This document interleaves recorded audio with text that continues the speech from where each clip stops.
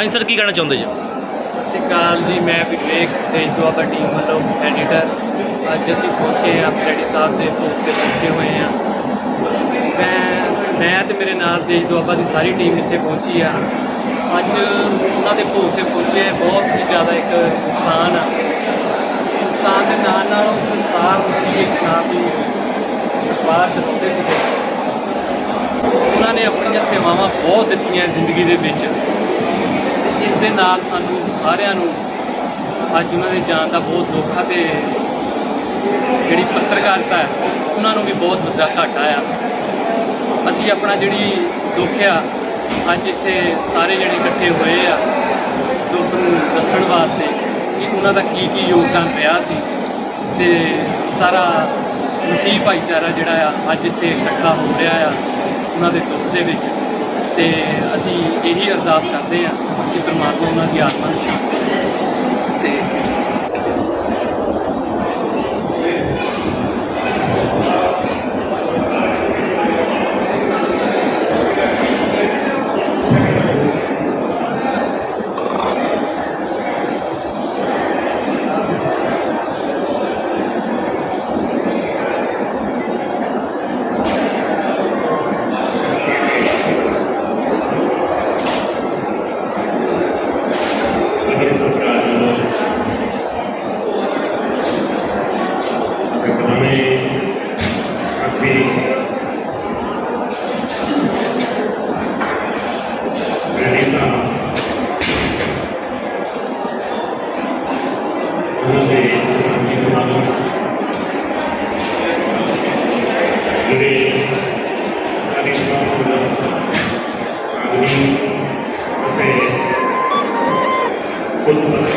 Hello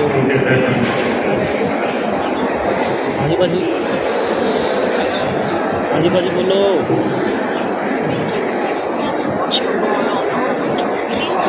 जिंदगी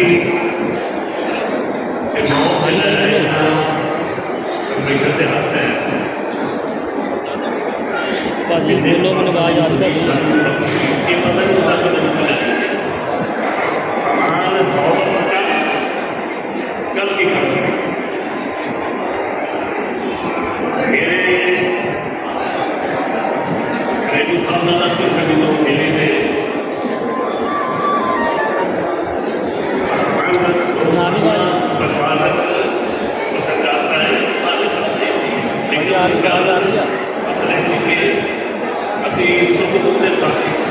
hello आ रही भाई मैं सारी उम्र समर्पित हो गई। वो मतलब पहले कितना जोड़ोगे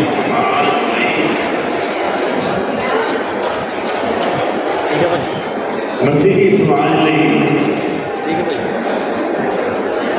ਉਹ ਜੀਵੇ ਉਹਨਾਂ ਦੀ ਬਿਹਤਰੀ ਲਈ ਅੰਦੋਲਨ ਕੀਤੇ ਲਿਖਿਆ ਤੇ ਜੇ ਲੋੜ ਪਈ ਤਾਂ ਕਹਿਣੀ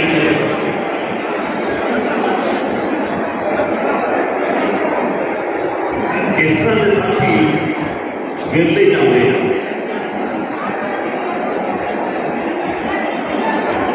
ਮੈਂ ਸਾਡਾ ਸੰਪਰਕ ਤਕਰੀਬਨ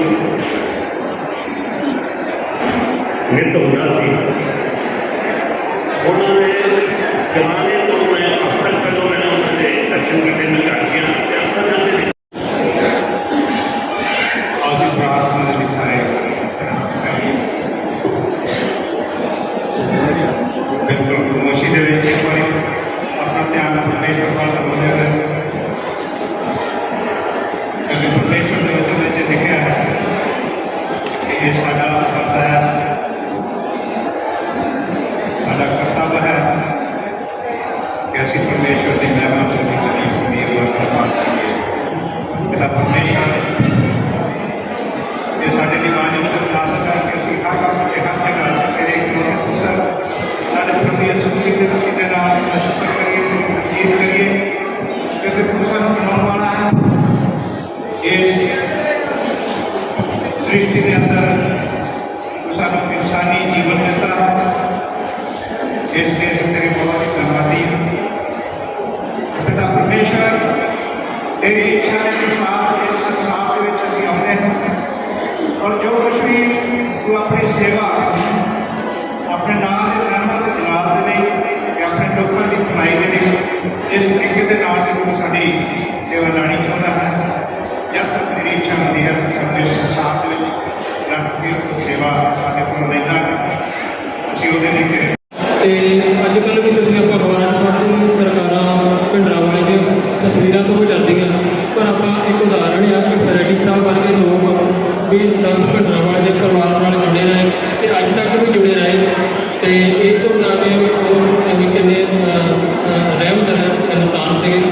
ਤੇ ਜਿੱਥੇ ਰੈਡੀ ਸਾਹਿਬ ਦੀ ਗੱਲ ਹੈ, ਹਮੇਸ਼ਾ ਗਰੀਬਾਂ ਦੇ ਲਈ ਸੰਘਰਸ਼ ਕਰਦੇ ਰਹੇ ਤੇ ਹੁਣ ਸਾਡੀ ਮਤਲਬ ਜ਼ਿੰਮੇਵਾਰੀ ਬਣਦੀ ਹੈ ਕਿ ਉਹਨਾਂ ਨੇ ਜੋ ਸੰਘਰਸ਼ ਕੀਤਾ ਉਹਨੂੰ ਅਸੀਂ ਅਗਾਂਹ ਲੈ ਕੇ ਚੱਲੀਏ, ਮਸੀਹ ਸੰਸਾਰ ਨੂੰ ਅੱਗੇ ਲੈ ਕੇ ਚੱਲੀਏ।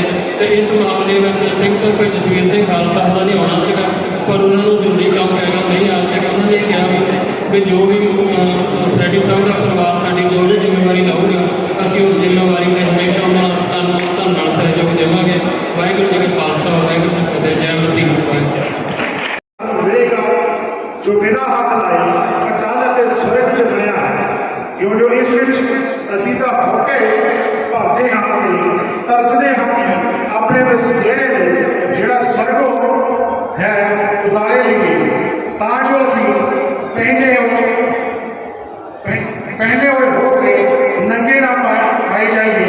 क्यों जो असीं जिहड़े इस तंबू विच हाँ भार दे दबे हुए होके भाते हाँ, ਅਸੀਂ ਇਹ ਤਾਂ ਨਹੀਂ ਚਾਹੁੰਦੇ ਕਿ ਇਸ ਨੂੰ ਲਾ ਸਕੀਏ, ਸਗੋਂ ਇਹ ਜੋ ਉਸ ਨੂੰ ਦੁਆਲੇ ਹੈ ਲਾਈਏ ਕਿ ਜਿਹੜਾ ਮਰਨਹਾਰ ਹੈ ਉਹ ਜੀਵਨ ਨਾਲ ਭਖ ਲਿਆ ਜਾਵੇ। ਅਤੇ ਜਿਹਨੇ ਸਾਨੂੰ ਇਸ ਗੱਲ ਲਈ ਤਿਆਰ ਕੀਤਾ ਹੈ ਸੋ ਪਰਮੇਸ਼ਰ ਹੈ, ਜਿਹਨੇ ਸਾਨੂੰ ਆਤਮਾ ਦੀ ਸਾਖੀ ਦਿੱਤੀ है। स्वर्ग पिता हम धन्यवाद करते हैं, तेरा शुक्र करते हैं इन वचनों के लिए खुदावन। हम धन्यवाद करते हैं परमेश्वर, हम विश्वास करते हैं खुदावन, जैसे मेरा वचन फरमाता है जहाँ दो या तीन जन एक मान एक चित होकर इकट्ठा होते हैं उनके मध्य में मैं हाजिर होता हूँ खुदावन। आज तेरी हजूरी हमारे मध्य में है खुदावन। तमाम आई संगत को खुदावन हम तेरे सामर्थी हाथों में सौंपते हैं खुदावन। जो समा खुदावन हम तेरे वचनों में से बिताए खुदावन, तेरे वचनों में से जाने खुदावन, तो वो समा हमें आशीष करके दे खुदावन। सुनने वाला मन दे खुदावन, हमें एक ऐसा हृदय दे खुदावन कि तेरी हजूरी को महत्वपूर्ण समझते हुए खुदावन हम तेरे सम्मुख आ सके। प्रार्थना करते हैं परमेश्वर प्रभु होने दे खुदावन, तेरा आत्मा हमारी अगुवाई हमारा मार्गदर्शन करने पाए। धन्यवाद करते हैं परमेश्वर प्रभु, आगे के समय को तेरे हाथों में सौंपते हैं। खास तौर खुदावंद मैं अपने आप को भी तेरे हाथों में सौंपता हूँ, वचनों की सेवकाई करने के लिए खुदावंद तो मदद सहायता कर। महिमा मात्र मसीह के पवित्र नाम को मिलने पाए, यीशु मसीह के नाम से मांगते हैं, हालेलुया। ਅਸੀਂ वचन पढ़ा है दूसरा ग्रंथियों उसका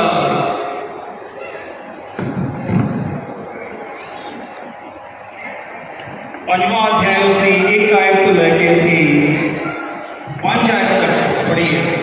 असी सब जानते हैं असी इस जगह के ऊपर किस उद्देश्य के नाम से किस लई इकट्ठा हुए हैं। आज साढ़े विचकार एक महान शख्सियत फ्रेडी जी जो पिछले दिनों के उन्होंने मृत्यु हो गई, असी उन्होंने याद करने के लिए असी उन्होंने श्रद्धांजलि देने के लिए असी सब इस जगह के ऊपर इकट्ठा हुए। जब भी कभी तुम उन्होंने नाल बैठे हो, साढ़े विचकार बहुत ही मानयोग अलग अलग जगह को आए हुए पास्टर्स ने, बिशप ने, आर्क बिशप ने साढ़े विचकार बैठे हुए। ये सब इस चीज़ के गवाह ने आज जो समा इस जगह के ऊपर कट के आए थे, हमेशा ही फ्रेड जी का एक ही उद्देश्य रहा है, किसी तरीके के नाल किसी भी जरिए के नाल वो मसीही कौम ऊपर उठाना चाहते थे। मसीही कौम को ऊपर उठाने के लिए उन्होंने अपनी जो जॉब सी वो तक छड़ दी थी उन्होंने, और जिस अखबार के विच काम करते थे उस अखबार को उन्होंने छड़िया सिर्फ इसलिए कि वो मसीही कौम के लिए कुछ कर सके। उन्होंने एक अखबार शुरू किया, मसीही संसार, एक लंबे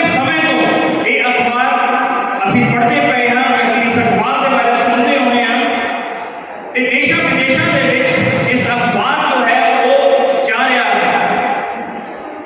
एक अखबार इन्ने लंबे समय तक तमाम विपरीत परिस्थितियों के विच चलाना जोड़ा है वो एक बहुत ही ज़्यादा महत्वपूर्ण विषय से।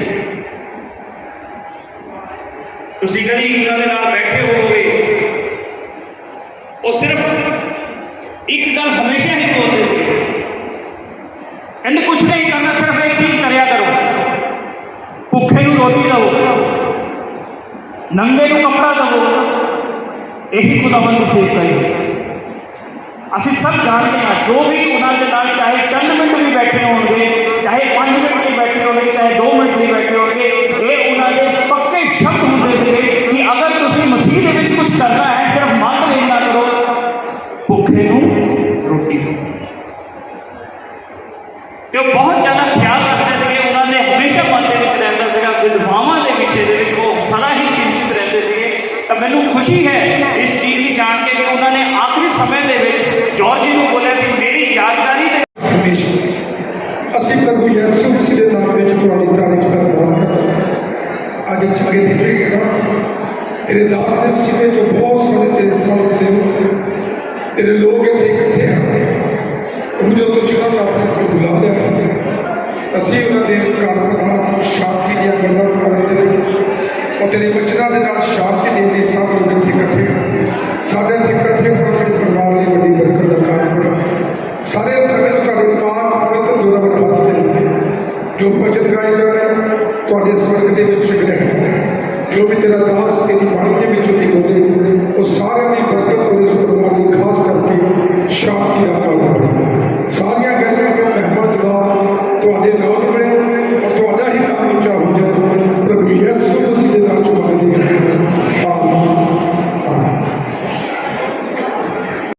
मौत की है, जिंदगी की रात है और जिंदगी बस मौत की बर्बाद। एक चक्कर चाहते हैं, इसे चक्कर की साढ़े बहुत प्यारे जोसेफ फ्रेडी साहब तो गए, उन्होंने अंतिम श्रद्धांजलि असीं सारे शामिल होए और बड़ी बहुत बड़ी गल है कि असीं मीडिया के आदमी सारे पर उत्तरी हिंदुस्तान या पंजाब सिरमौर जिहड़े साडे ऐसे महापुरुष ने चोपड़ा साहब, इन समाचार, पंजाब केसरी, जगबाणी मुख संवाद, वो भी इस मौके पर आए हैं और नाल ही माणयोग उनके शर्मा जी आए और तसल्ली हुई और संता तो बेनती करें कि जोसेफ फ्रेडी एक बहुत अच्छा अखबार निवेशी पत्रकार सी और बहुत बड़ा वर्कर सी, संघर्ष में ही जज्बा रखने वाला और साड़ी जो जमात या समाज पीपल कौंसल वो मुखिया विच सन। ओम प्रकाश जी साढ़े सीनियर लीग प्रधान ने, मेजर JS ऋषि जी जनरल सेक्रेटरी ने और महेश साहब और से जरा आए थे अपने दोस्त श्रद्धा के फुल भेज कर। तो एक कुदरत का वर्तारा एहसास है, मौत अटल है। कोई भी धार्मिक ग्रंथ विद्वान के विचार पढ़ पूरा फैसला है कि मौत अटल है। गुरबाणी च लिखा कि आवन जान एक खेल बनाया, आज्ञाकारी की ने आया। उस मालिक ने एक माया रची है, ये आन और जान का खेल है। कोई आ रहा कोई जा रहा। शायर ने कहा लाई हयात आए कजा ले चले चले, अपनी खुशी ना आए ना अपनी खुशी चले। मनुख के हाथ में कुछ नहीं, वो हुक्म ना मनुख आंदा, वो हुक्म ना चले। बहुत बारे बड़ा लंबा वरतन लिया। रावण वर्गिया बहुत कोशिश की थी, कंस वर्गिया ने बहुत कोशिश की थी कि असी हमेशा रहिए। सिकंदर आजम ने बहुत कोशिश की थी, पर सारा विस्तार का समा नहीं, जाना प्यासा सबने जाना। तो विचार होती रही है। बहुत सारे लोगों ने एक अंग्रेजी फिलासफर ने पूछा कि तुम विद्वान हो तो मौत बारे दसो। वो कहता मैं तो इन्हें कि दसा कि god swinging that day when he went to sleep, खुदा का इशारा हो गया, बंदा कर गया। एक फ्रांस के फिलासफर ने पूछा जी थोड़े विचार च मौत की है?